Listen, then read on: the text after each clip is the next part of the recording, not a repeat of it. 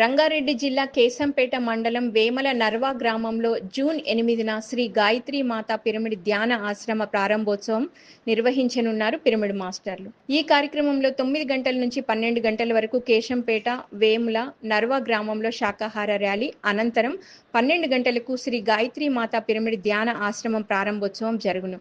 ఈ కార్యక్రమంలో ముఖ్య అతిథులుగా సీనియర్ పిరమిడ్ మాస్టర్లు దామోదర్ రెడ్డి, శోభారాణి, బంగ్లా ఆంజనేయ రెడ్డి, వనస్థలిపురం సురేష్ పాల్గొననున్నారు. ఈ కార్యక్రమంలో ప్రతి ఒక్కరూ పాల్గొని విజయవంతం చేయాలని ఆత్మీయ ఆహ్వానం పలికారు కార్యక్రమ నిర్వాహకులు.